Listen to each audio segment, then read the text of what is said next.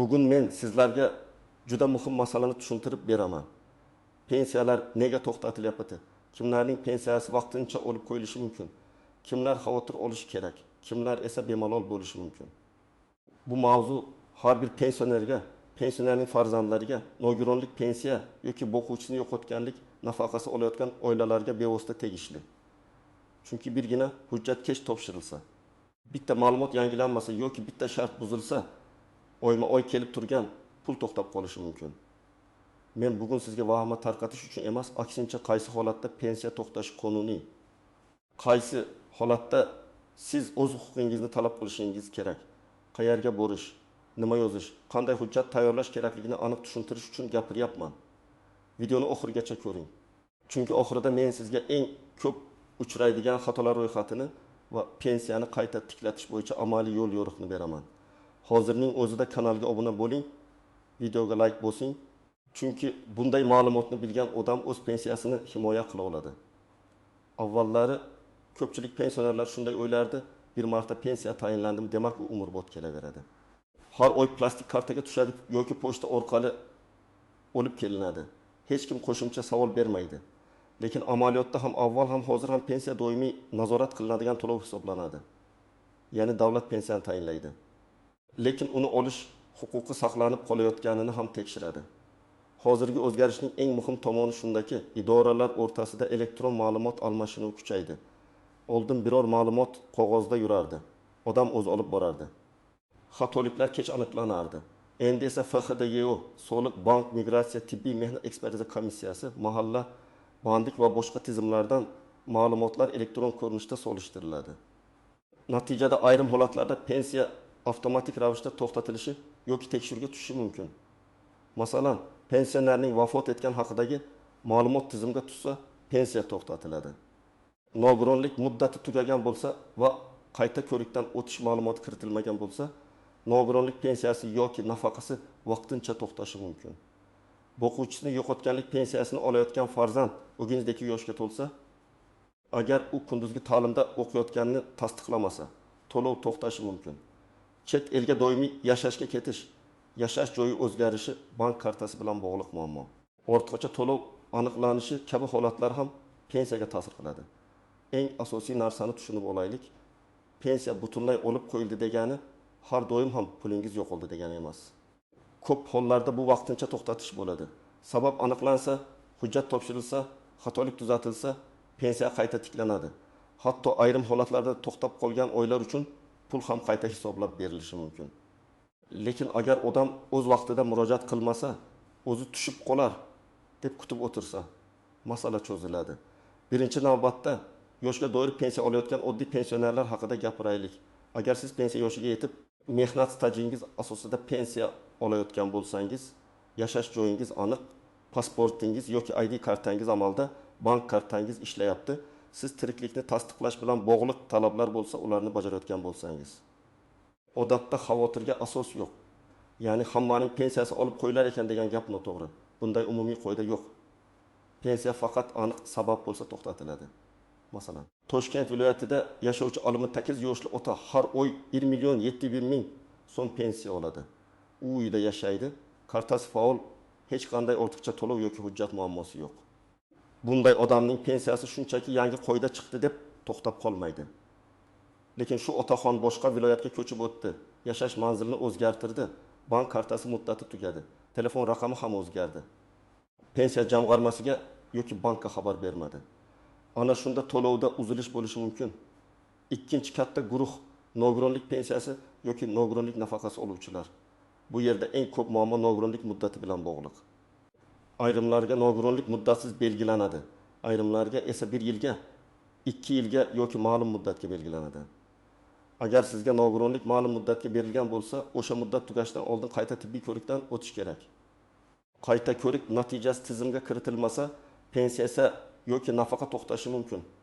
Hayotiy misol, 2 guruh nogironligi bo'lgan fuqaro har oy 1.200.000 so'm to'lov oladi. Uning nogironlik muddati 1 iyul kuni tugaydi. U esa meni baribir tanishadi, kasalligim o'zgarmagan deb avgustgacha bormaydi. Iyul oyidan keyin tizimda yangi qaror ko'rilmagani uchun avgust to'lovi chiqmay qoladi. Keyin u shoshilib boradi, ko'rikdan o'tadi. Agar komissiya nogironlikni davom ettirsa, to'lov qayta tiklanadi. Lekin bu jarayon vaqt oladi. Shu davrda odam dori-darmon, kommunal to'lov, oziq-ovqat uchun qiynalib qolishi mumkin. Demak, muammo qonunda emas. Ko'p hollarda muddatga beparvo qarashdi. 3-guruh o'quvchisini yo'qotganlik pensiyasi olayotganlar. Bu yerda ham yosh va o'qish holati juda muhim. Odatda voyaga yetmagan farzandlar o'quvchisini yo'qotganlik pensiyasi olishlari mumkin. Ammo farzand 15 yoshga to'lgach, agar u kunduzgi ta'limda o'qiyotgan bo'lsa, belgilangan yoshgacha to'lov davom etishi mumkin. Lekin buning uchun o'qish joyidan ma'lumotnoma kerak bo'ladi. Agar talaba o'qishni tashlasa, sidqi bo'limga o'tsa, akademik ta'til olsa yoki o'qish holati tasdiqlanmasa to'lov to'xtashi mumkin. Masalan, Samarqandlik bir oila otasidan ayrilgan. Onasi 2 farzandi uchun bo'g'uvchisini yo'qotganlik pensiyasi olgan. Katta farzand O'rindiqi yoshga to'lib universitetga kunduzgi bo'limga kirdi. Lekin o'qishga kirgani haqida ma'lumotnomani o'z vaqtida topshirmadi. Natijada uning ulushi to'xtadi, faqat kichik farzand uchun to'lov davom etdi. Onasi keyin universitetdan ma'lumotnoma olib borib masalani tiklatdi. Agar u buni bilmaganida har oy oilaviy daromaddan 500 ming so'm kamayib qolishi mumkin edi. 4-guruh chet elga ketgan pensionerlar. Bu juda nozik masala. Agar pensioner vaqtincha chet elga davolanishga, farzandinikiga mehmon bo'lib yoki boshqa sabab bilan ketgan bo'lsa, bu har doim pensiya bekor bo'ladi degani emas. Lekin uzoq muddat davomida mamlakatda bo'lmaslik, doimiy yashashga ketish, hisob raqamidan pulni boshqa shaxs muntazam yechib turishi kabi holatlar tekshiruvga sabab bo'lishi mumkin. Ayrim holatlarda tiriklikni tasdiqlash talab qilinadi. Chunki davlat tirik bo'lmagan shaxs nomidan pensiya yechib olinmasligini nazorat qiladi. 5-guruh pensiyani ishonchnoma orqali oldirayotganlar, keksa, kasal yoki yura olmaydigan insonlar ko'pincha farzandiga, keliniga, nabirasiga ishonchnoma beradi. Bu qonuniy yo'l bo'lishi mumkin. Lekin ishonchnomaning muddati bor. Muddati o'tgan ishonchnoma bilan pul olish mumkin emas. Bundan tashqari pensionerning o'zi hayotligi, roziligi va huquqi saqlanib qolgan bo'lishi kerak. Agar ishonchnoma rasmiylashtirilgan, lekin pensioner vafot etgan bo'lsa, vafotdan keyingi oylarda olingan pensiya ortiqcha to'lov hisoblanadi va qaytarilishi talab qilinadi. 6-guruh ortiqcha pensiya olganlar. Ba'zan odam ataylab emas, tizimdagi xatolik, hujjatdagi noto'g'ri ma'lumot, ish stajining noto'g'ri hisoblanishi yoki boshqa sabab bilan ko'proq pensiya olib kelgan bo'lishi mumkin. Keyin tekshiruvda bu aniqlansa, farq qayta hisoblanadi. Masalan, odamga har oy 2 million so'm pensiya chiqib kelgan. Aslida to'g'ri hisob bo'yicha 1 million 700 ming so'm bo'lishi kerak edi. Farq 30 ming so'm. Agar bu holat 10 oy davom etgan bo'lsa, 3 million so'm ortiqcha to'lov yuzaga keladi. Davlat bu pulni qaytarishni talab qilishi yoki kelgusi pensiyadan bosqichma-bosqich ushlab qolishi mumkin. Bu ham odamlar orasida pensiyamni olib qo'yishdi degan gapga sabab bo'ladi. Endi eng muhim nozik joylarini tushuntiraman. Birinchi nozik jihat, pensiya to'xtashi bilan pensiya bekor bo'lishi bir xil narsa emas. To'xtatish degani sabab bartaraf etilguncha pul chiqmay turadi. Bekor qilish esa pensiya olish huquqi yo'q deb topilganda bo'ladi. Masalan, nogironlik muddati tugab, qayta ko'rikdan o'tilmagani uchun to'lov to'xtadi. Bu bekor qilindi degani emas. Ko'rikdan o'tasiz huquq tasdiqlansa, to'lov davom etadi. Lekin agar komissiya endi nogironlik belgilanmaydi desa, o'sha turdagi to'lov bekor qilinishi mumkin. Ikkinchi nozik jihat. Bank kartasi ishlamasa ham ba'zi odamlar buni pensiya olib qo'yildi deb o'ylaydi. Aslida pensiya hisoblangan bo'lishi mumkin, lekin karta muddat tugagan, bloklangan, PIN kod muammosi bor. Hisob raqam o'zgargan yoki bank texnik sabablarga ko'ra operatsiyani o'tkazmagan bo'lishi mumkin. Shuning uchun birinchi navbatda bankdan tekshirish kerak. Agar bank pul tushmagan desa, keyin pensiya jamg'armasiga murojaat qilinadi. Agar bank pul tushgan, lekin karta faol emas desa, muammo bank orqali hal qilinadi. Uchinchi nozik jihat, pasport yoki ID hujjatdagi ma'lumotlar. Familiya o'zgargan, tug'ilgan sana noto'g'ri kiritilgan, pasport almashgan. PIMFL bo'yicha tafovut chiqqan holatlarda tizimda mos kelmaslik yuzaga kelishi mumkin. Ayniqsa ayollar turmushga chiqqandan keyin familiyasi o'zgargan bo'lsa, eski hujjatlardagi familiya bilan hozirgi hujjat mos kelmasligi tekshiruv talab qiladi. Bunday holatda vahima qilish emas, hujjatlarni bir-biriga moslab rasmiylashtirish kerak. 4-nozik jihat, yashash manzili. Pensioner bir tumandan boshqa tumanga ko'chsa, pensiya ishi ham tegishli tartibda ko'chirilishi kerak bo'lishi mumkin. Ko'pchilik buni e'tiborsiz qoldiradi. Masalan, Farg'onadan Toshkentga ko'chib kelgan, ona Toshkentda farzandinikida yashayapti, lekin ro'yxati eski manzilda. Pochtachi eski manzildan topa olmaydi, aloqa yo'q. Bank ma'lumotlari yangilanmagan, keyin to'lov kechikadi.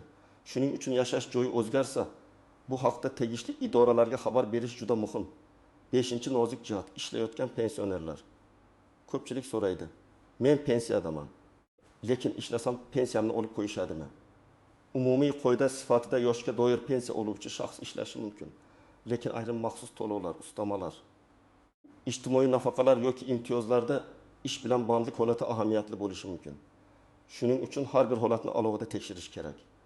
Masalan, oddiy yoshga doir pensiya bilan nogironlikka oid ayrim qo'shimcha nafaqalar yoki kam ta'minlanganlik asosidagi yordamlar bir xil tartibda baholanmaydi.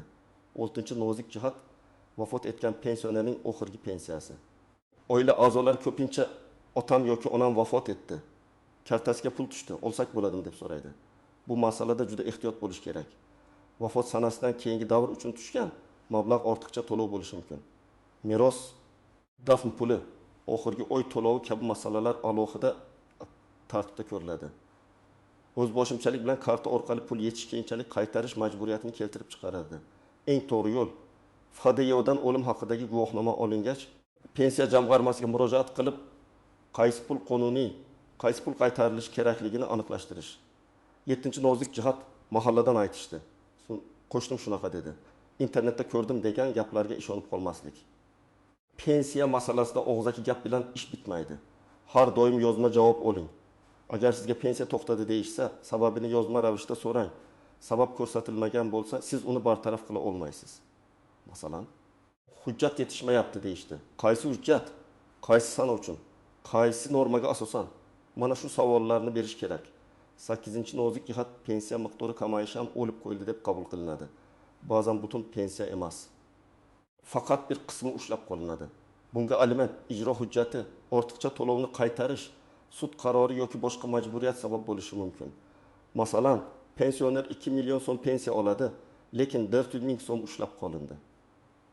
U pensiyam kamaydi deydi. Bunday holatda kim ushlab qoldi? Nima asosda ushlab qoldi? Ushlab qolish foizi qonunimi? Qarzdorlik qachon tugaydi? Bularni aniqlash kerak. Endi men sizga aniq amaliy yo'lni aytaman. Agar pensiyangiz kelmay qolsa, birinchi kuni vahima qilmang, lekin befarq ham bo'lmang. Avvalo bank kartangizni tekshiring. Bank ilovasidan, bankomatdan yoki bank filialidan hisob raqam pul tushmaganini aniqlang. Karta muddati o'tmaganmi, bloklanmaganmi, hisob raqam faolmi? Shuni so'rang. Agar bankda muammo bo'lsa, yangi karta ochtiring yoki hisobni tiklang. Ikkinchi qadam, hududingizdagi pensiya jamg'armasi bo'limiga murojaat qiling. O'zingiz bora olsangiz, o'zingiz boring. Bora olmasangiz, qonuniy vakil yoki ishonchnoma asosidagi yaqin qarindoshingiz murojaat qilsin. O'zingiz bilan pasport yoki ID karta, pensiya guvohnomasi bo'lsa, bank plastik kartasi ma'lumotlari. Telefon raqamingiz, yashash manzilingiz haqidagi ma'lumotlarni olib boring. Agar nogironlik bo'yicha to'lov bo'lsa, TMEK yoki tibbiy komissiya qarori, nogironlik muddati haqidagi hujjat kerak bo'ladi. Agar boquvchisini yo'qotganlik bo'lsa, tug'ilganlik guvohnomasi, o'lim guvohnomasi, o'qish joyidan ma'lumotnoma kerak bo'lishi mumkin. 3-qadam, albatta yozma ariza bering. Arizada shunday mazmunda yozish mumkin. Menga tayinlangan pensiya to'lovi falon oydan boshlab kelmayapti. To'lov to'xtatilgan bo'lsa, sababini yozma ravishda tushuntirib berishingizni, kamchilik bo'lsa bartaraf etish uchun zarur hujjatlar ro'yxatini berishingizni so'rayman. Arizaga sana qo'ying, imzo qo'ying. Qabul qilinganligi haqida belgi yoki ro'yxat raqamini oling. Bu juda muhim, chunki keyin murojaat qilmagan ekansiz degan gap bo'lmaydi.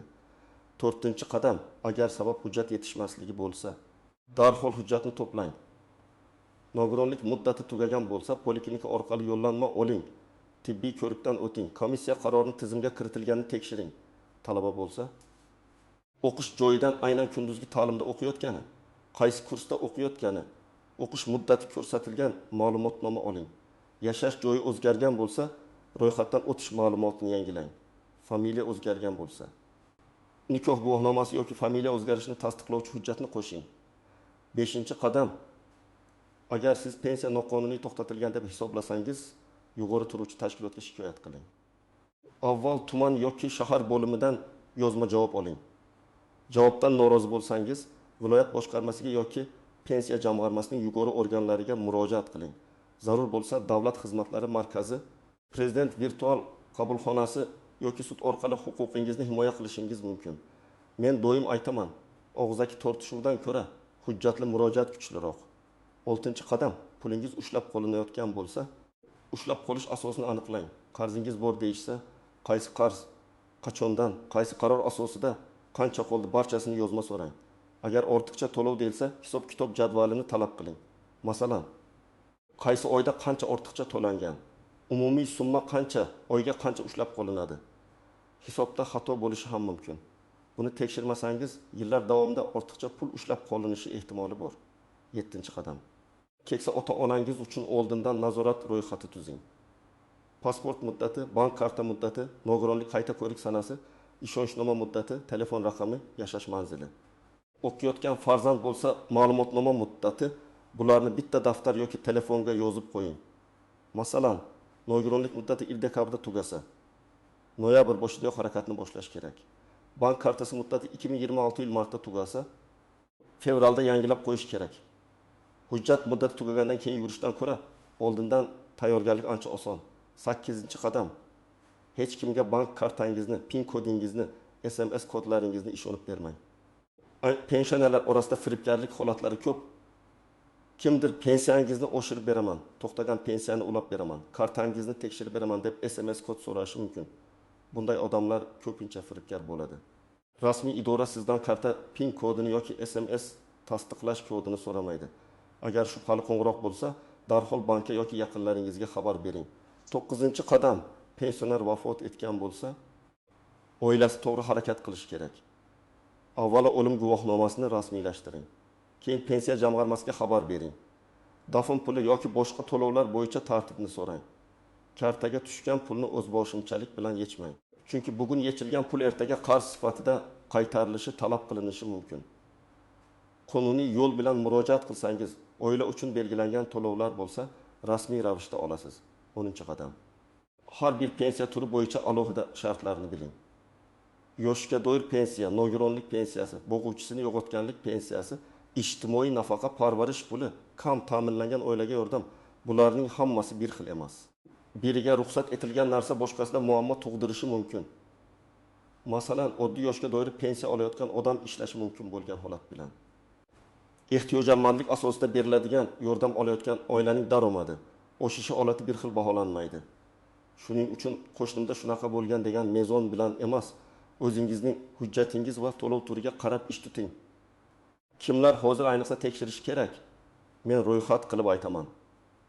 Nogironlik muddati yaqin 2-3 oy ichida tugaydiganlar, ubindagi yoshga to'lgan yoki yaqinda to'ladigan boquvchisini yo'qotganlik pensiyasi oluvchi farzandlar, chet elda uzoq vaqt yurgan pensionerlar, bank kartasi muddati tugayotganlar, yashash joyini o'zgartirganlar, familiyasi, pasporti, ID kartasi almashganlar, ishonchnoma orqali pensiya oldirayotganlar, pensiya miqdori birdan kamayib qolganlar. Mana shu toifadagilar kechiktirmasdan o'z holatini tekshirtirib qo'ysin. Kimlar ortiqcha xavotir olmasligi kerak? Hujjatlari joyida bo'lgan, pensiya turi bo'yicha huquqi saqlanib turgan, bank hisobi faol, yashash manzili aniq, hech qanday muddatli komissiya yoki o'qish ma'lumotnomasiga bog'liq bo'lmagan yoshga doir pensionerlar. Sizning pensiyangiz faqat mish-mish sabab to'xtatilmaydi. Lekin baribir yiliga kamida bir marta hujjatlaringizni ko'zdan kechirishingiz foydali. Bugungi mavzudan asosiy xulosa shuki, pensiyalar ommaviy ravishda olib qo'yilayotgani yo'q. Lekin yangi elektron nazorat va ma'lumot almashinuvi kuchaygani sababli hujjatida muammo bor. Muddati tugagan, holatini tasdiqlamagan yoki o'rtacha to'lov aniqlangan fuqarolarda pensiya vaqtincha to'xtashi, kamayishi yoki qayta hisoblanishi mumkin. Eng katta xato kutib o'tirish. Eng to'g'ri yo'l sababini yozma aniqlash, kerakli hujjatni topshirish va huquqingizni rasmiy tartibda talab qilish. Agar sizning yoki ota-onangizning pensiyasi kelmay qolgan bo'lsa, izohlarni yozing. Qaysi viloyat, qaysi pensiya turi necha oydan beri to'xtagan, sizga qanday sabab aytishdi. Men keyingi videolarda eng ko'p uchrayotgan holatlarni alohida tahlil qilib beraman. Videoga like bosing, kanalga obuna bo'ling va bu videoni pensioner yaqinlaringizga yuboring. Chunki bitta vaqtida berilgan ma'lumot bir oilani o'ylab ovora bo'lishdan va pensiyasiz qolishdan saqlab qolishi mumkin.